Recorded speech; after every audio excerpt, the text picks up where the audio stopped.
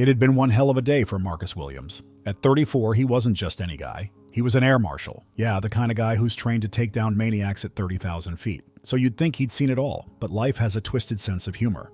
And tonight, it decided to throw him into a mess he didn't see coming. Marcus pulled up to his cozy little home in Newark, New Jersey. The streets were quiet, dimly lit by the occasional flickering street lamp.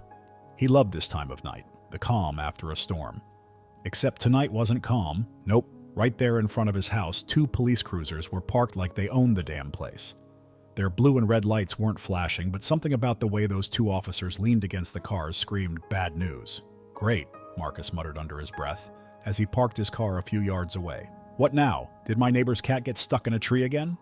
The cops, one young and cocky, the other older with a gut that screamed, "Too many donuts," noticed him the second he stepped out of his Toyota. Their eyes locked on him like predators sizing up prey. Marcus wasn't a stranger to this look. He'd seen it before. A black man in a predominantly white neighborhood? Yeah, that always got the attention. "Hey, buddy," the younger one called out, strutting over with the kind of energy that said, "I'm about to ruin your night." Marcus raised an eyebrow. "Buddy? Didn't know we were on first-name terms," he said, keeping his tone even. The older cop sauntered over, slower but no less intimidating. "We got a report about a suspicious vehicle in the area," he said, his eyes scanning Marcus from head to toe like he was a suspect on a crime show. Marcus blinked. Suspicious vehicle? He looked at his car, a modest Toyota sedan, hardly a getaway ride. "Suspicious, huh? Let me guess. It matches the description of every car you don't like?" The young cop smirked. "Got ID? Registration?" "Of course," Marcus replied, reaching for his pocket. He'd dealt with enough nonsense in his life to know the drill. Stay calm, don't make sudden moves. But as his hand moved, the older cop stiffened, his hand hovering near his holster. "Slowly," the older one barked, like Marcus was about to pull a bazooka from his jacket. Marcus froze, his patience already wearing thin. "Relax, officer. It's just my wallet." Or is a black man with a driver's license considered armed and dangerous now? The sarcasm didn't land well. The young cop's smirk vanished, replaced with something uglier. "Keep talking, pal. See where that gets you." Marcus handed over his ID and registration, forcing himself to stay cool. But inside, anger bubbled. He wasn't some punk off the street. He was a federal officer, for crying out loud. But he wasn't about to play that card just yet. The younger cop studied the documents like he was deciphering ancient texts, while the older one circled Marcus's car, peering through the windows. "You live here?" he asked, his tone dripping with doubt. "Yeah," Marcus replied, gesturing toward his house. "That's my place. Been living here for 5 years. Want me to show you my electric bill too?" The young cop snorted. "Got a real smart mouth, don't you?" Marcus shrugged. "What can I say? I've had practice." That's when things took a turn. The older cop, apparently dissatisfied with the lack of incriminating evidence, stepped closer. "Step away from the vehicle," he ordered. Marcus frowned. "Step away? From my own car? You're kidding, right? Do I look like I'm joking?" The older one snapped, his hand now firmly on his belt. Marcus's gut told him this was about to go south. "Look," he said, trying to keep his voice steady. "I'm just trying to get home. I haven't done anything wrong." "Did I ask for a speech?" The young cop interrupted, stepping into Marcus's space. "Hands on the car, now!" Marcus hesitated. His instincts screamed at him to fight back, to tell these clowns exactly who they were messing with. But he also knew how this game worked. One wrong move and things could spiral out of control. He placed his hands on the hood of his car, feeling the cold metal under his palms. "This is some bullshit," he muttered, more to himself than anyone else. "What was that?" the younger cop asked, his tone sharp. "Nothing," Marcus said through gritted teeth. And then, as if the humiliation wasn't enough, the older cop grabbed his arm and twisted it behind his back. "You're resisting," he said, his voice calm but smug. "Resisting?" Marcus snapped. "Are you kidding me right now?" But it didn't matter. The cuffs were on, tight and unforgiving, and Marcus was being shoved toward the back of a police car. His neighbors, now gathered on their porches, watched in stunned silence. Some held up their phones, recording the scene. As he was pushed into the back seat, Marcus couldn't help but laugh bitterly. "You guys are in for a real surprise," he said under his breath. But of course, they didn't hear him. They were too busy high-fiving each other over another so-called victory. For Marcus, the night was far from over.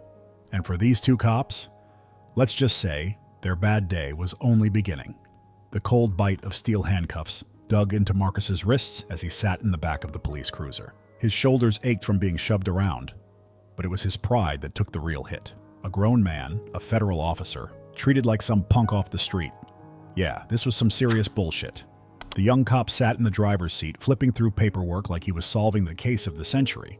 Meanwhile, the older one leaned on the hood of the car, talking into his radio with the air of someone who thought he just bagged public enemy number one.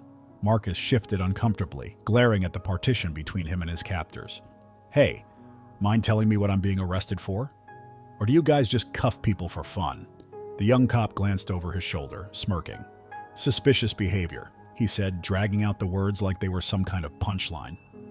Marcus let out a sharp laugh. Suspicious behavior? What, breathing while black?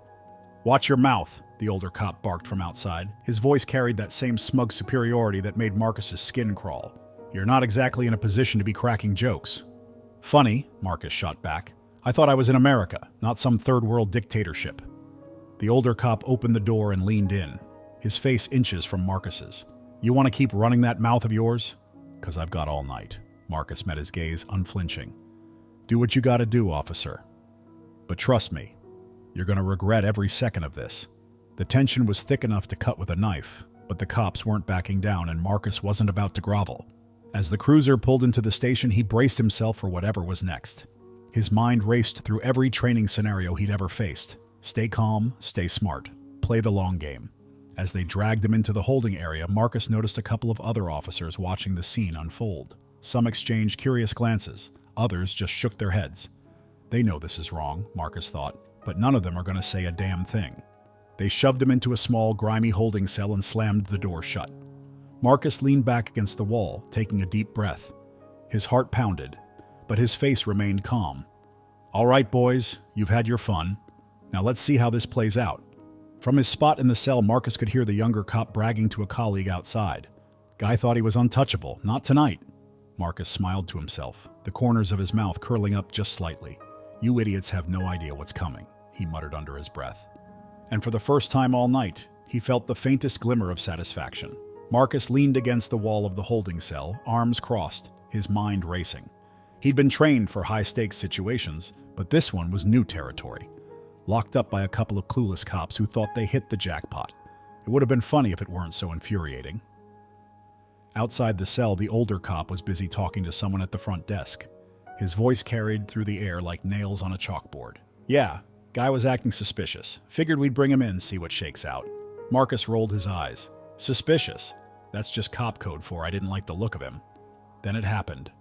Two men in sharp suits strode into the station and the energy in the room shifted instantly. One of them, tall with a face like stone, flashed a badge so quickly it barely registered, but the weight it carried was obvious.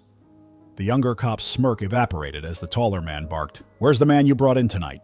The older cop stammered, his bravado deflating like a popped balloon.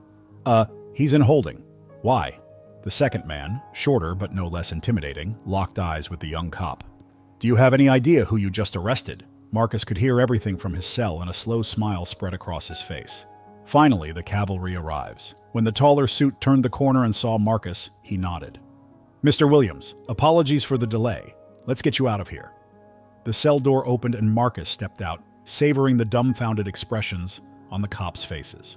"Wait, hold on," the younger cop stuttered, his voice cracking. "What's going on?"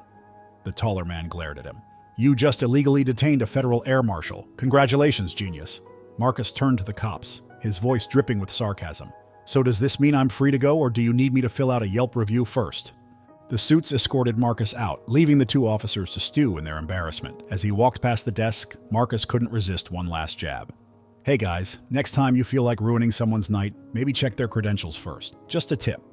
For the first time all evening, Marcus felt the tension in his chest start to ease. Game over, boys. Marcus stepped out of the station, his confidence returning with every step. The suits had handled it, but the night wasn't over. No, this was just the beginning for those two clowns in uniform. Back at his house, Marcus found his neighbors still buzzing. Phones out, videos posted. The scene outside his place had gone viral faster than a celebrity scandal. Perfect, Marcus thought. Public opinion was already doing half the work for him. By the next morning, the fallout hit like a freight train. Internal affairs showed up at the station and the two cops were pulled into an emergency review.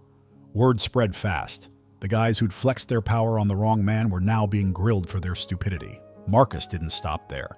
His complaint to the local department wasn't just a slap on the wrist. He made sure the higher-ups knew exactly what happened, down to every smug comment and unnecessary shove.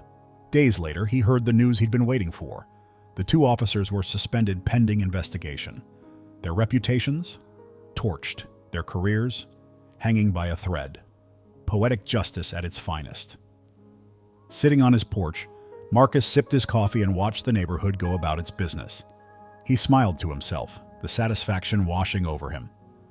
"Next time they'll think twice before pulling this kind of crap," he muttered. For Marcus, it wasn't just a victory. It was a reminder to everyone watching that standing up to injustice, no matter how small, could flip the script. And for those cops, let's just say they wouldn't be parking outside his house anytime soon. Thank you for sticking around and listening to our story.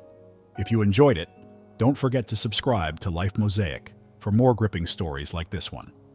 We bring you fresh, thought-provoking tales every single day. See you next time.